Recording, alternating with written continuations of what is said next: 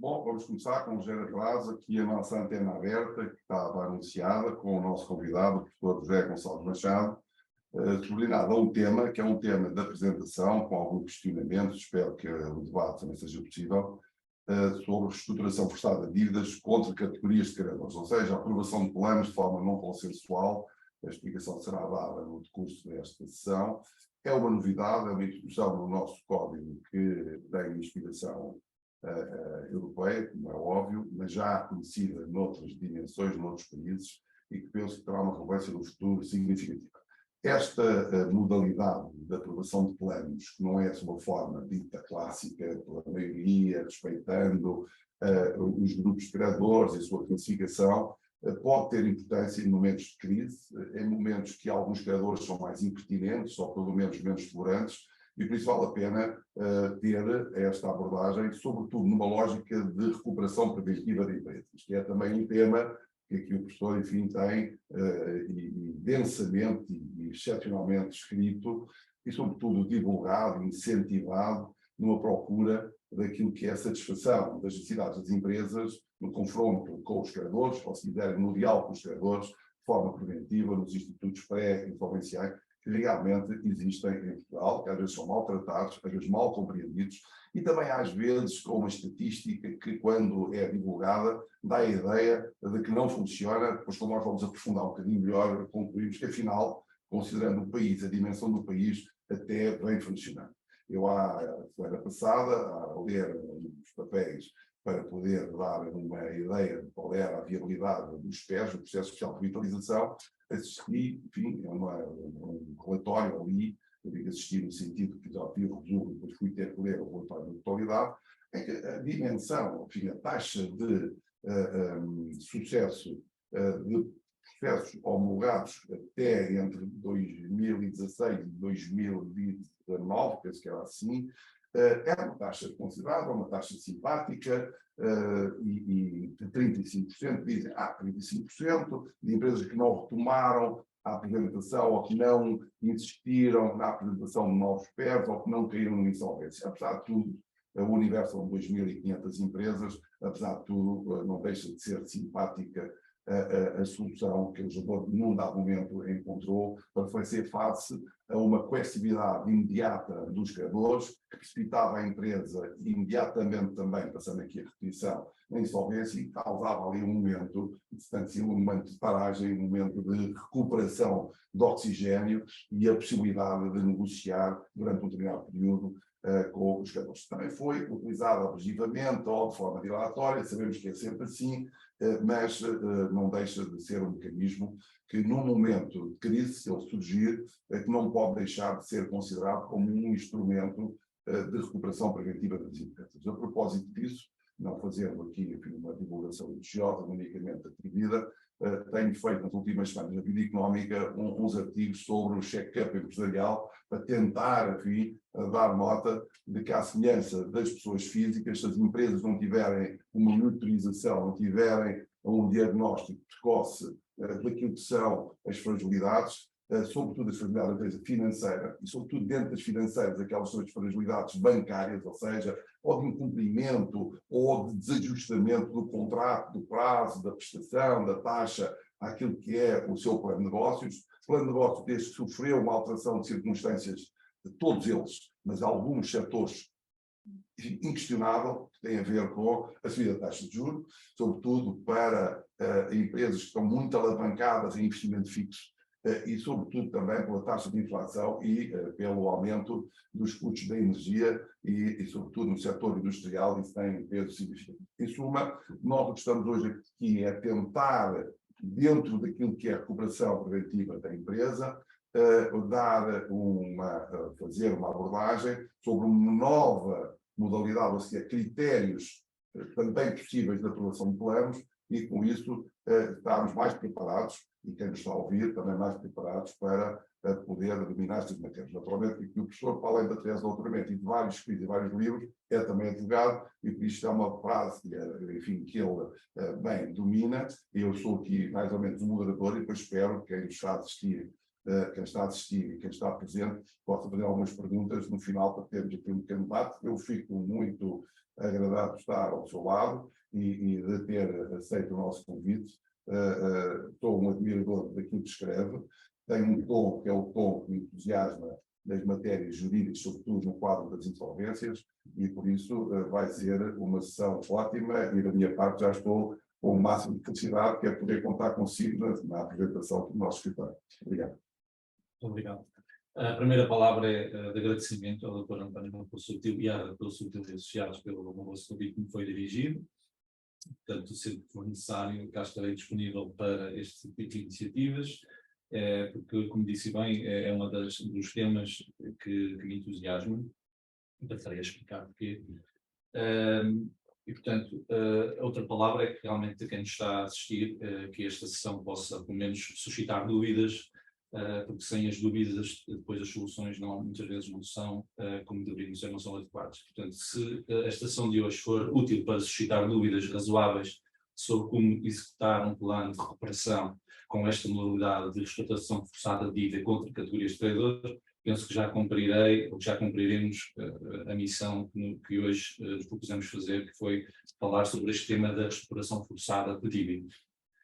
E então, eu tinha pensado em estruturar a apresentação focando-a simplesmente nos critérios de formação de categorias, aprovação de planos dotados de categorias e homologação, mas penso que antes de ir a esses aspectos mais específicos, era importante traçar as linhas gerais da recuperação preventiva de empresas de forma muito simplista, naturalmente, dizendo o seguinte: nós estamos aqui perante um modelo misto, se é que podemos assim, tem uma matriz privatística e uma matriz publicista. O que é que eu quero dizer com isto? Não se trata apenas da composição de interesses particulares,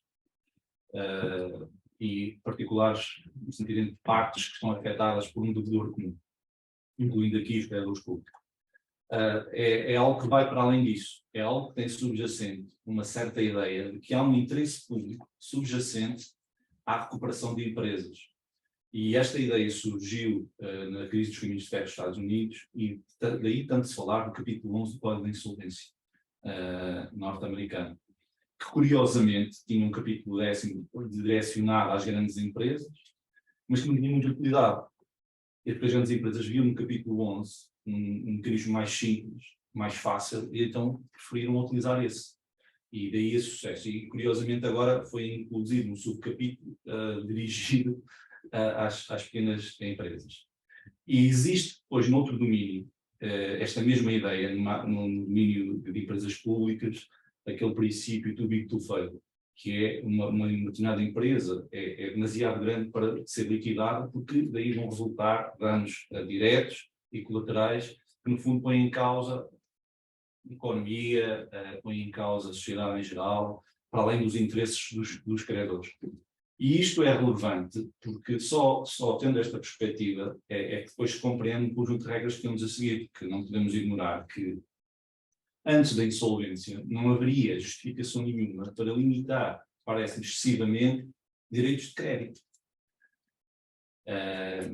Porque quem tem um crédito, e ainda por cima um crédito garantido, vamos supor, tem direito de executar esse crédito em caso de incumprimento. Quem tem um crédito litigioso, se eu tiver obtido vantagem, na primeira instância até tem possibilidade de fazer uma execução provisória de sentença. Se pagar a caução, até pode receber logo o pagamento. Portanto, estar a limitar este direito de crédito, esta possibilidade de execução individual de créditos, é algo que choca com a posição relativa dos credores, porque, ainda por cima, choca com princípios fundamentais do direito. Pacta-se servando, não é? Que os contratos devem ser cumpridos, com a relatividade dos contratos também. Só nos choca com um princípio que é o do boa-fé. E outro que nós adicionamos por força dessa dimensão publicista, que é o princípio do primado da recuperação. E fazendo aqui um paralelismo com o mecanismo que nós conhecemos da alteração do superamento das circunstâncias, com esta ideia que está muito subjacente no preâmbulo da Diretiva 2019-2023, não temos dúvida de que se um determinado credor não tiver uma razão suficientemente forte para se opor a um plano que seja justo, equilibrado, adequado, não há nenhuma razão para que o mesmo se possa, digamos assim, fazer prevalecer o seu direito de crédito, na por cima garantido, para impedir uma recuperação que, na por cima, deixaria a empresa em melhor situação que estaria na ausência do plano, ou pelo menos não a deixaria em pior. E que, para além disso, tem uma vantagem que é de permitir que a empresa pudesse continuar a atividade, continuar a gerar receita, continuar a manter postos de trabalho e então contribuir para a economia em geral. Portanto, esta dimensão pública ganhou outro relevo, enfim, com o Covid, porque até então, nós podemos dizer, mesmo na própria concepção de uma sociedade comercial, temos aquela perspectiva, uns que consideram a sociedade comercial como um único objetivo, que é a satisfação do direito dos sócios, e, portanto, o direito social quase que se confunde com o direito dos sócios, e outros têm uma perspectiva mais pluralista, que vem com ao interesse, digamos assim, acima do interesse dos sócios, e fala-se a esse respeito dos stakeholders, no fundo, dos vários interessados, e que contribuem por diferentes formas para a sustentabilidade da empresa. Nós temos isso bem patente no nosso Código das Sociedades Comerciais, no artigo 64, e por isso, desde então, vários autores têm referido esta dimensão, digamos, social, mas com não social no sentido das preocupações ambientais e sociais, quase caritativos, mas social no sentido alargado de acautelar e ponderar devidamente os vários interesses em jogo, trabalhadores, fornecedores, entidades bancárias e também os credores públicos. Portanto, este mecanismo de recuperação, este sistema, melhor dito, de recuperação preventiva de empresas assenta nesta ideia geral de uma harmonização entre interesses particulares e entre interesses públicos. E quando estes particulares sejam suficientemente tratados, ou seja, sejam acalculados tanto quanto é possível face à realidade existente na empresa do devedor comum, então devem prevalecer os interesses de natureza pública, que são aqueles que apontam para a recuperação dessa empresa, mesmo à custa de credores que discordem. Discordem porque simplesmente lhes interessa realizar imediatamente o crédito que têm, e por outras questões, às vezes por questões até de concorrência, preferem eliminar esta pessoa, por exemplo, vão estabelecer um negócio com o outro. Portanto, há um conjunto de interesses egoísticos que podem justificar uma conduta que, à luz do direito e do princípio que eu enunciei da boa-fé, diria que é uma conduta irracional. Quase que podemos aqui dizer que, não havendo uma justificação razoável à luz do direito para um credor que fica em melhor situação com o plano não aprovar, ele quase que está a agir de má fé. E, portanto, sendo essa a situação, sem justificação, o direito não deve tolerar essas situações. Por isso é que se permite que um plano de recuperação possa prescindir de um requisito base de qualquer acordo, que é o consentimento das partes. A liberdade negocial pressupõe que cada um contrata com quem quiser, o que quiser e quando quiser. Ora, um plano de recuperação preventiva não é isso que está em causa. Esse princípio é seriamente posto em causa. Em nome de quê? Porquê? Exatamente em nome daquilo que acabei de referir, dessa dimensão mista, publicista e particular. E por falar nesta dimensão, dizer o seguinte: se nós formos ler o preâmbulo do nosso Código de Insolvência, percebemos que o paradigma que lá é apontado é, digamos assim, o funcionamento do mercado de acordo com a livre vontade dos sujeitos que intervêm nesse mercado. Se eles entenderem que a empresa deve ser liquidada, é isso que deve acontecer. Se eles entenderem que a empresa é recuperável, é isso que deve acontecer. Portanto, havia possibilidade às duas perspectivas, mas deixava tudo nas mãos dos credores.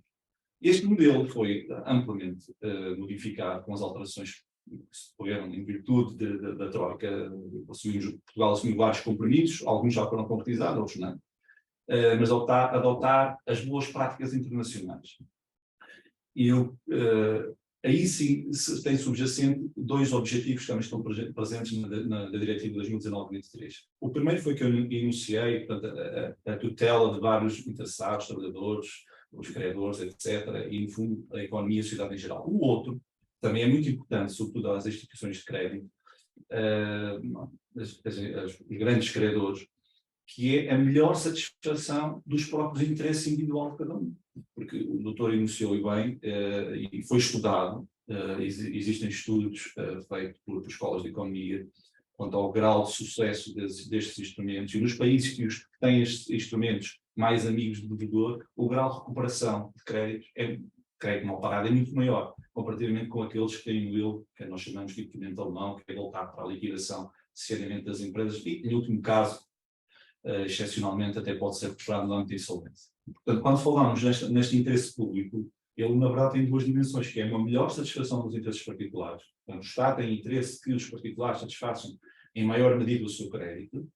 Por outro lado, tem esta dimensão publicista no sentido de ter em conta vários interesses que são necessários à economia no mercado. Como eu disse há pouco, isto ficou muito mais evidente na pandemia. Portanto, havia muitos autores que até criticavam esta possibilidade de poder interferir no direito dos credores antes da insolvência, de podermos estar aqui a interferir. No fundo, estamos aqui a buscar princípios, vamos ver a questão do direito à insolvência para um âmbito pré-insolvencial, não faz muito sentido. Portanto, até à insolvência, os sócios, os administradores das empresas fazem o que quiserem, enfim, mas não têm que estar condicionados por outros princípios que são próprios da insolvência. Portanto, isto fez muita confusão inicialmente. Agora, com o Covid, com aquela questão de suspensão do dever de apresentação à insolvência, de um processo do PER, um processo especial para a viabilização de empresas, que inclusivamente permitia que empresas insolventes pudessem ser recuperadas, e um conjunto de medidas de âmbito económico ou financeiro, apoiar as mesmas empresas, ficou claro, se é que havia dúvidas, que de facto há um interesse público em manter a atividade das empresas, mas não é tudo custo. É as empresas que sejam de facto economicamente viáveis e financeiramente, e as pessoas mais melhor colocadas para falar desta situação, naturalmente, são os administradores da empresa, com o auxílio dos seus consultores, ou técnicos oficiais de contas, ou revisores oficiais de contas, no fundo, perceber se o modelo de negócio que tem, com base nas demonstrações financeiras que tem, se ele tem possibilidade de continuar a gerar fluxos de caixa, continuar a gerar receita para se manter a atividade a médio e longo prazo. Este é um dos princípios da viabilidade. E a propósito disto, desmistificar aqui algo que tem sido veiculado, que o que é uma empresa recuperável ou viável? Não é uma empresa necessariamente que esteja só para insolvente a situação económica difícil. Vamos lá ver o que é que isto é depois. É uma empresa que, de acordo com um plano que seja sério e credível, vamos ver como é que isto deve ser, como é que isto deve ser entendido, que se pode manter em atividade. Em bom rigor, até a empresa pode estar insolvente, é irrelevante. Desde que tenha um plano e esse plano seja execuído em sério, essa empresa tem todo o direito, se posso dizer assim, de ser recuperada. E há todo o interesse de ser recuperado. Se não for para a insolvência, pode ser na insolvência. E percebendo isto, os norte-americanos não limitam o acesso a este instrumento a empresas insolventes, eles é indiferente. O único requisito é não pode estar insolvente, porque senão já há aqui um abuso do espírito da lei, tem que haver dificuldades. Este é o primeiro requisito, que é o próprio devedor ter objetivamente condições de ser recuperado. E não vale a pena depois tentar aqui forçar empresas que não têm viabilidade nenhuma, porque, bem, depois só pode trazer consequências para os gestores, enfim. Exceto nos casos, claro que se for um caso duvidoso, na dúvida deve-se promover, deve-se permitir que a empresa possa ser recuperada, enfim, entendo eu. Mas nos casos seja claramente evidente em que a empresa não tem condições de ser recuperada, então a empresa o que é que deve ser? Deve ser liquidada. E isso já estava enunciado, logo considerando primeiro a Diretiva 2019-2023, que está agora reiterado de forma clara na proposta diretiva que está aí em discussão, que visa criar um mecanismo exatamente que facilite a liquidação de empresas. Isto não é contraditório com o que eu estou a dizer, está exatamente em consonância, que é, se uma empresa não é recuperável, então é do interesse geral que ela possa ser liquidada, porque senão vai agravar o seu ativo, vai agravar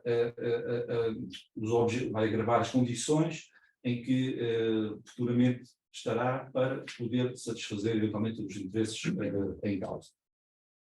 Depois, outro requisito que é importante, necessário, imprescindível para que alguém possa socorrer ou recorrer a um destes mecanismos é que está ligado ao primeiro, que é a questão da viabilidade, é que esta empresa tem que, à luz do plano, deixar as pessoas afetadas em melhor situação do que estariam na ausência do plano.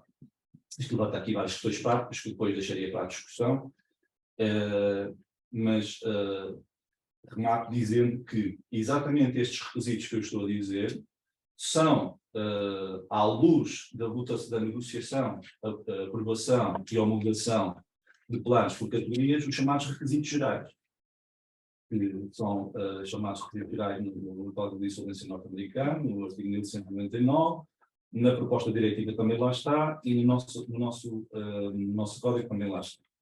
Estes requisitos gerais depois acrescentam um terceiro, mas são requisitos que visam proteger quem? Vamos a falar em categorias. Visam proteger internamente as partes que compõem uma determinada categoria. E depois há outros requisitos que visam proteger, digamos, a relação entre categorias. E por isso, quando nós falamos em recuperar uma empresa através de um mecanismo de reestruturação forçada contra categorias de credores, nós temos que ter sempre presente dois planos distintos, desde o início, desde a formulação do plano até à sua homologação, que é perceber que há critérios que se destinam a garantir, digamos assim, a justiça, em termos latos, do plano entre categorias e dentro de cada categoria, e outros critérios que se destinam a manter a justiça do plano, digamos assim, entre categorias. Tal qual como a nossa lei está redigida, está misturado. E não se percebe nada, nesta opinião. Não é possível extrair sequer uma interpretação minimamente razoável à luz daquilo que é a tradição nestes instrumentos de cooperação preventiva, e por isso ainda mais cautelas temos que ter à utilização destes instrumentos. Feita esta apresentação assim geral, aquilo que eu agora queria abordar, entrando um bocadinho mais em pormenor, era perceber de que forma é que devem ser formadas estas categorias, de que forma é que as partes envolvidas podem exercer o seu direito de voto e de que forma estes planos podem ou não, ou devem ou não ser homologados. Bom, e quanto a isto, quanto a estas três dimensões, formação de categorias, aprovação, ou seja, exercício de direito de voto e homologação, estas três dimensões têm algo em comum, que é uma distinção, que me parece importante, que é colocar, por um lado, os chamados planos consensuais e, por outro, os planos não consensuais. Os planos consensuais são aqueles que são aprovados por todas as categorias e os planos não consensuais são aqueles que não são votados por todas as categorias. Isto é essencial, perceber isto, porque senão, quando chegarmos às regras de votação e de aprovação, podemos ter aquele entendimento, por acaso há autores que o têm, eu acho, com devido respeito, não tem muito sentido, que é dizer que, mesmo que não seja possível aprovar segundo as regras próprias da aprovação por categorias, então podemos aplicar as outras que são aplicáveis à votação por credor individual. Isso não faz sentido nenhum. Eu vou explicar porquê. A formação de categorias é importante porquê? Porque é que é uma dimensão importante? Ela é importante, sobretudo, como devem imaginar, isto é quase intuitivo, nos processos de grande dimensão. Nos processos em que há uma dispersão grande de credores.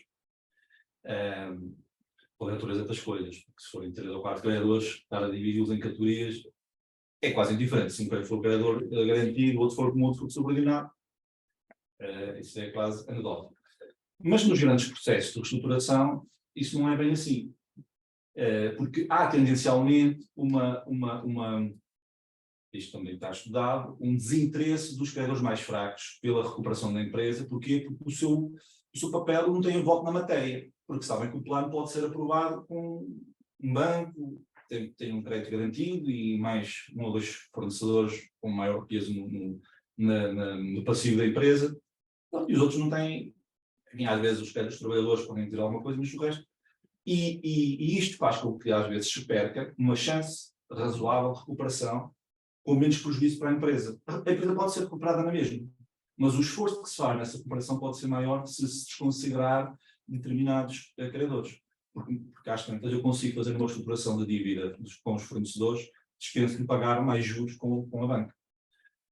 E por isso, eu ao agrupar os vários interesses, vamos ver o que é que isto, ou jogar os vários credores por categorias, eu estou-lhes a dar mais poder negocial. Porque, como eu disse, basta que uma categoria reprove o plano, vote contra, maioritariamente contra, com limite de 75%, que é aquilo que nós temos, dos 2/3, para que o plano não se considere aprovado. Basta que uma categoria reprove para que o plano não se considere aprovado. Atenção, estou a falar em regras de aprovação, de apurar se o órgão foi ou não foi reunido. E por isso, sabendo disso, os clientes, os fornecedores, os credores comuns, sabem que a participação deles é importante para a recuperação da empresa. Exatamente para atingir este equilíbrio de posições, já que está em causa o direito de crédito dos mesmos, numa fase prévia à insolvência, em que tem que se ter muito cuidado na maneira como se atinge esses direitos de crédito, exatamente por isso, quer-se reforçar, por um lado, a posição desses credores, mas, por outro lado, dando um papel ativo na negociação desses planos. Por isso, é importante fazer um certo corte com o modelo que nós temos do PER até 2022, não era nada assim. Não era nada assim. Se quisermos socorrer deste mecanismo. E se tiver em causa uma grande empresa, não é se quisermos, tem mesmo de ser assim. E percebemos porquê. Isto exige dos vários players, dos vários stakeholders, naturalmente, uma disponibilidade para negociar. E não se pense que isto é de menos importância, porque há aí vários acórdãos do Supremo que considerou uma violação não negligenciável de regras procedimentais quando apresentaram um PER já previamente definido, estabeleceram prazos curtos, que não deu sequer tempo aos outros para se pronunciarem. O que é que aconteceu? Foi recusado. Portanto, e se era assim no modelo anterior, agora ainda mais. Portanto, portanto, muito cuidado, porque às vezes podemos ter aquela tentação de levar um plano já feito, que é a tentação que nós já temos, já sabemos que é aprovado. Pode não ser. Pode não ser exatamente porque o que está aqui em jogo é afetar direitos de crédito que, em princípio, não poderiam ser afetados, não sei que há uma boa razão. E a boa razão é que deixarem a melhor situação que gostariam na ausência do plano, e isto só é garantido através de um procedimento. Porque senão, se quiserem fazer de forma privada, recorram um RER, recorram um mecanismo de estruturação ad hoc, e depois, se quiserem homologar, recorram àquele mecanismo expedito do artigo 17 e do CID, que permite apresentar um plano já perfeitamente delineado. Isso é para esse efeito. Ou então um PRIPEC, que depois já de entrar a ser transposto para a nossa ordem jurídica, que permitirá também, de forma confidencial, negociar a venda da empresa ou a sua liquidação, etc. Mas se quisermos recorrer ao regime comum do PER, penso que todos os presentes sabem o que é que eu estou a falar, do processo especial de revitalização, temos de ter em conta necessariamente todos os envolvidos, até porque a lei obriga a enviar uma cartinha a todos. Não é por acaso, não é só para mandar um feijão de boas festas e dizer que é exatamente para os convidar a negociar. E isso ainda faz muito mais sentido agora na votação por categorias. Na negociação e votação por categorias. E então coloca-se o problema. Mas então, nos casos em que é obrigatório, ou não sendo, se opte por votar em categorias, que vantagem é que eu tenho? Vou começar já por aqui. Que vantagem é que eu tenho de recorrer a isto? É, na verdade, em mitigar os critérios de aprovação. Mitigar os critérios de aprovação. Portanto, é mais fácil. Em teoria, é isso que está aqui em causa. É mais fácil.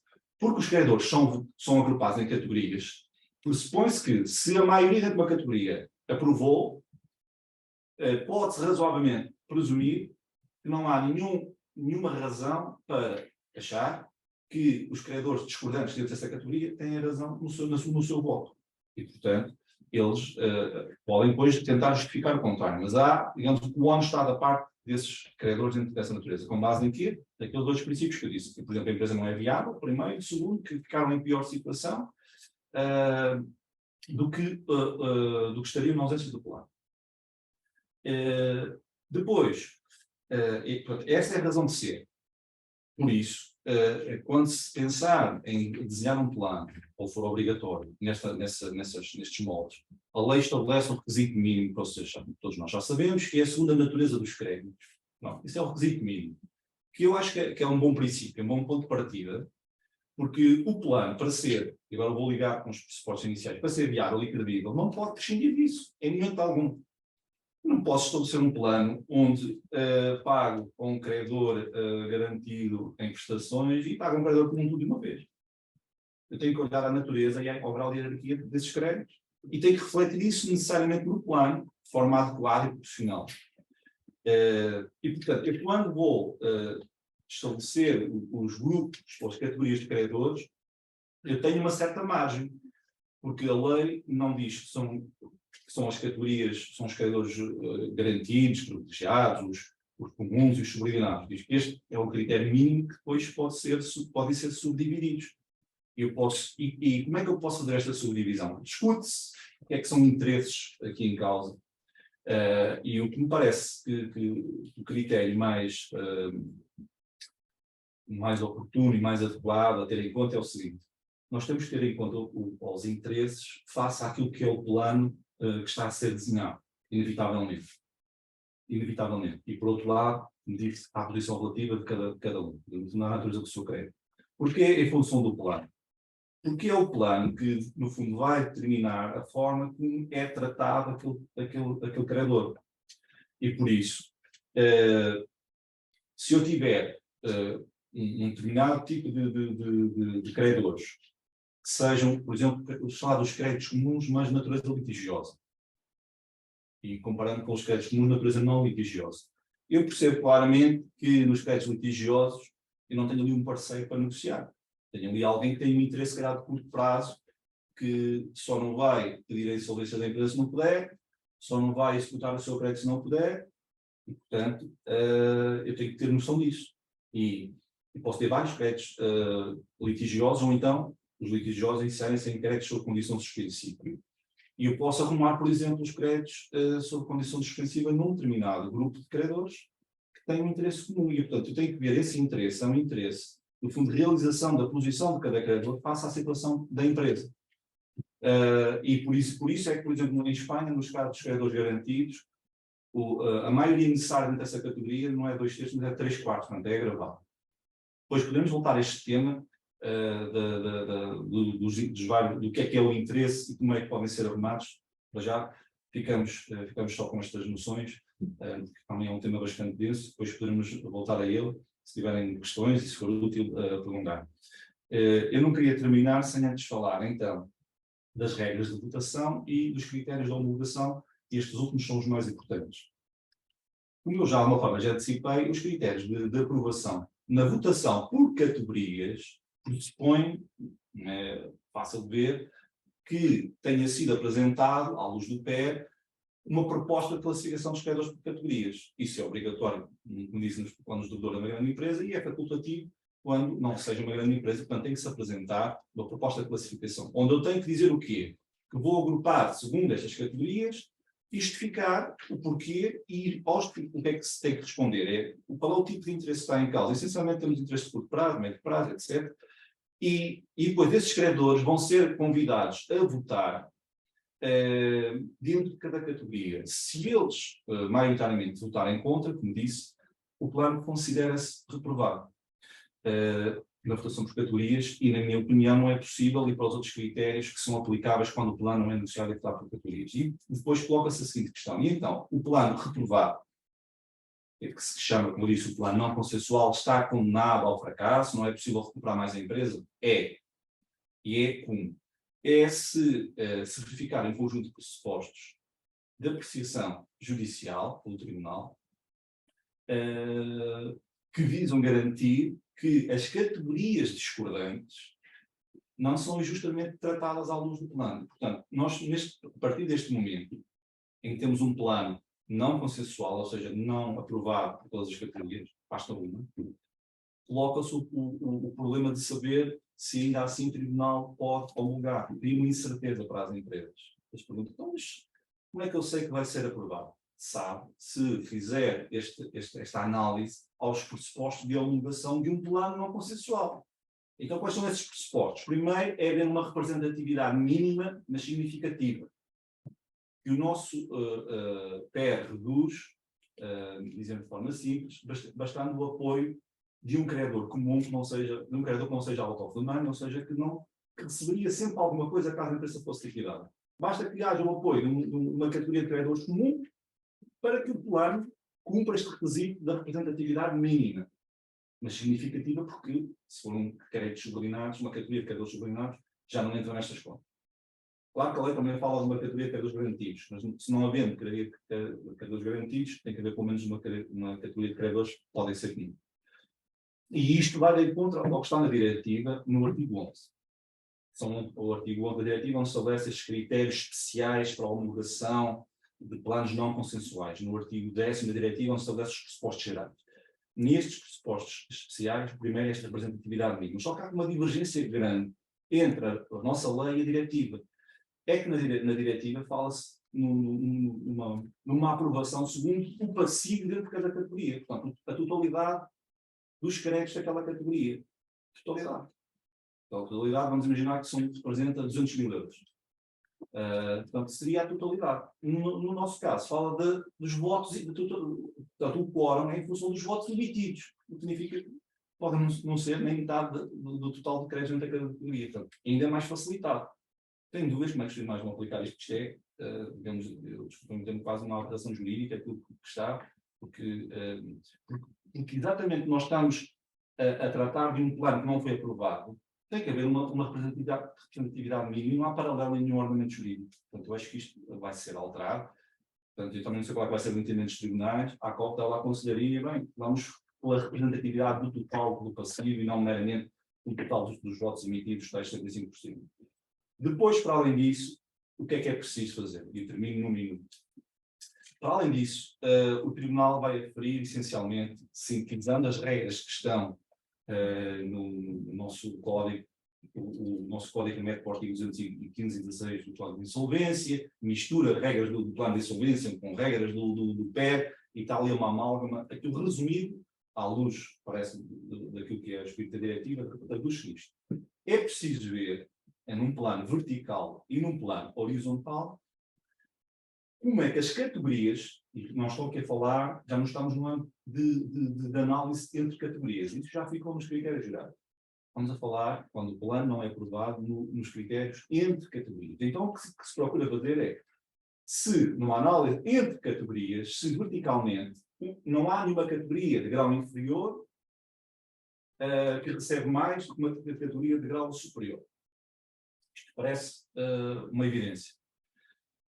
E isto só é possível porque nós adotamos aqui uma regra da prioridade relativa. Porque se fosse uma regra da prioridade absoluta, significaria que uma categoria de grau inferior só poderia receber alguma coisa se uma categoria de grau superior fosse satisfeita na íntegra.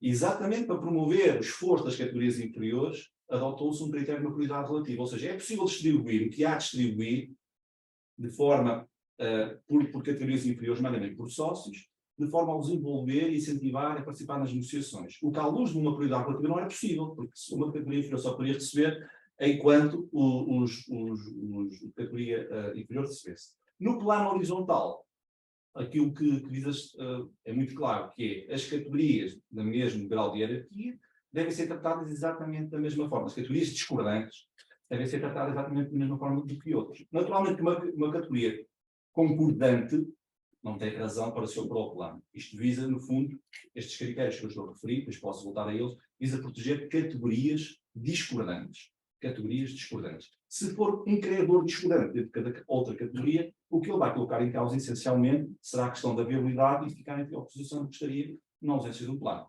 Em termos sintéticos, era isto que tinha para dizer, depois terei aqui disponível para a discussão. Desculpe se me alonguei. Não, foi ótimo.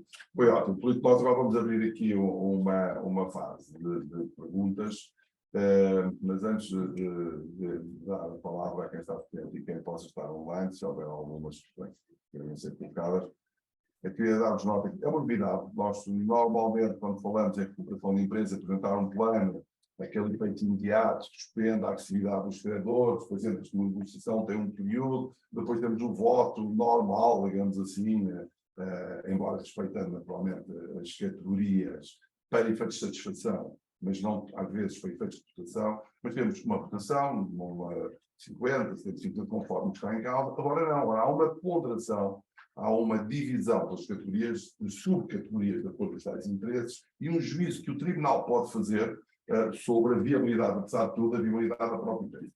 Noutros países, como acontece no Brasil, nós acompanhamos um processo onde se introduz também o voto abusivo, ou seja, algum credor que votou e votou sem razão para ter votado daquela maneira, porque, por exemplo, o efeito da insolvência seria prejudicial e ele votou mesmo assim contra o plano, mas depois então, vai para a influência é pior, eu não quero saber. Neste caso, o Tribunal, digamos assim, desconsidera esse voto no Brasil. Nós não temos esta figura considerada de forma direta cá. Admito que, enfim, a evolução destas coisas, sobretudo a necessidade de proteger as empresas, que leve a uma jurisprudência criativa. Como hoje temos jurisprudência criativa no que diz respeito à prescrição das dívidas, sobretudo em contratos de mútuo e até naqueles que satisfazem esses contratos por via de garantias, de aval. Então, há aqui uma evolução, não está estável, mas se crise surgir, surpreender as empresas, se calhar a vacinação vai ser obrigatória. E a vacinação significa que a desconsideração de alguns comportamentos, sobretudo os setores bancários, se calhar vai ser tida por favor. Nós dizemos, isso é impossível, alguém dizia um dia destes, enfim, o peso do aval, os títulos de crédito, mas hoje o Estado impõe a taxa fixa, e no entanto estamos a falar de empresas particulares, são os bancos, e têm que se praticar aquela taxa, ou o Estado impõe o arrendamento coercivo, que é, digamos assim, uma lesão, uma apropriação de uma liberdade de contratar, que entende como um bem maior, que é, enfim, a disponibilidade de habitações, e por isso também está, neste momento, em curso, está aprovada na generalidade, uma medida desta natureza. Depois, nada, digamos assim, nos deve surpreender, ou admitimos que esta surpresa tenha que ser aceita, que é amanhã, perante uma crise, tenha o legislador que reagir para travar alguns credores numa iniciativa de considerar que é mais fácil para eles recuperar, ainda que recuperar numa insolvência, do que tentar recuperar por via de uma recuperação. Tenho dito, em alguns contextos diferentes deste, que hoje os credores que estão fora da atividade bancária e têm créditos financeiros têm um peso muito significativo. Ou seja, as empresas que compraram créditos aos bancos representam hoje uma porcentagem significativa dos credores que podem reagir sobre devedores em contexto de crise.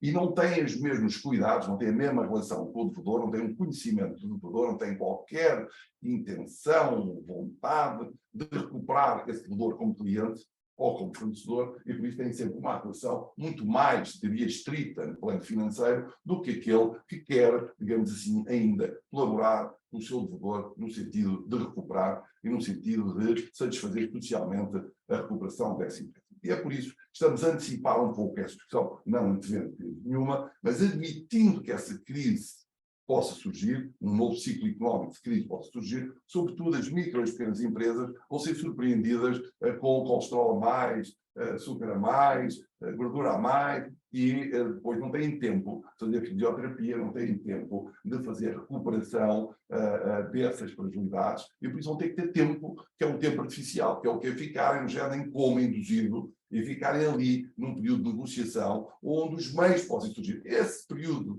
digamos assim, é um período que o PER permite, é um período que o PER faculta, suspendendo a agressividade. Depois tem um segundo período, que é um período após a negociação, que é muito curtinho, e é nesta gestão de quais são os credores e como os classificar, conseguir convencer o tribunal, daquela maneira, conseguia demonstrar que a empresa se recuperaria. Ou seja, não há razão nenhuma para, com um voto contra, que vá, digamos assim, precipitar a empresa em insolvência. Nós também temos aqui o problema dos credores de Estado, que discutimos e que o doutor teve no Congresso de Insolvência, onde eu também tive uma pequena participação, e a questão foi muito, e cada vez mais, muito, enfim, densa e preocupante, e cada vez mais terá que ser resolvida, que é o papel dos credores públicos, a Segurança Social e o Fisco, e tudo aquilo que elas trazem atrás em cobrança de créditos coercivos, que é saber se têm que perdoar também, se têm que fazer um acordo em condições diferentes do que elas estão tabuladas na lei, por causa da indisponibilidade dos créditos públicos. Tudo isso nós temos que começar a tratar, começar a reagir para que, num dado momento, a tal dita vacinação seja uma vacinação, sobretudo em proteção dos trabalhadores, das empresas, naturalmente, dos investidores, e, sobretudo, que não se remeta tudo isso para cima do fundo de garantia salarial, porque muitas vezes o que acontece é tudo se precipita, depois quem é que paga? o capitalista, entre aspas, do titular da empresa, perde tudo, e o Estado paga aos trabalhadores, enfim, o fundo de desemprego, e os credores, que são fornecedores, ficam sem essa relação comercial, e isso causa uma depressão, que às vezes causa uma precipitação que a economia não pode suportar. Em suma, a recuperação preventiva, digo eu, para além de ter um efeito de atenuação de um drama que pode surgir mais tarde, tem também um efeito de mitigação dos impactos numa determinada sociedade. É um bocadinho começar a fazer vacinação antes da dramatização. Ou seja, se começarmos antes, quando chegarmos menos contaminados, e depois ainda continuamos a dar a vacina a seguir, estaremos a fazer um desmame. E é um bocadinho isto que a sociedade precisa. A sociedade precisa, num dado momento, que não caem todos os empresas ao mesmo tempo. Então aí, quando dizem que é dilatório, os mecanismos pré-intervenciais, não vejo inconveniente nenhum. É melhor cair 6 meses depois fora da crise do que sair, digamos assim, do mercado dentro da própria crise. Porque aí é que não há aproveitamento nenhum. Ninguém compra os destroços, ninguém compra os ativos remanescentes, que alguns ainda estão, porque o mercado não os absorve. É uma perda de valor não empresarial, no sentido da empresa, mas no sentido dos ativos que estão dentro da empresa, que às vezes há máquinas que ninguém compra, porque não estão receptivos a comprar, ficam obsoletas, e se não for aí, se for mais à frente, isso já não acontece. Por isso, o Estado, nós também, enquanto advogados, e todos aqueles gestores que estão aqui, enfim, todas as pessoas que participam, também temos um bocadinho a obrigação de cuidar da saúde das empresas como cuidamos da nossa. Nós não podemos deixar, digamos assim, que a terceira idade se reúna com a meia-idade e já com enfim, a juventude, e todos doentes, porque alguns têm que cuidar dos outros, e que é a mesma coisa. As empresas têm que ser um bocadinho agarradas antes do momento da doença que tem um efeito de contaminação. E as empresas em grupo têm este efeito da família, porque há umas empresas mais de mercado, no sentido mais comerciais, outras mais de desenvolvimento e de inovação, outras mais de trading, e por isso é preciso também nos grupos de empresas, à medida que surge uma debilidade, elas entrem nesta recuperação para não afetar o conjunto das outras empresas. Nós hoje temos, sobretudo, fragilidades. O tal check-up empresarial, na minha opinião, detecta facilmente uma fragilidade que é financeira, e a dificuldade de tesouraria resultantes da subida absurda da taxa de juros.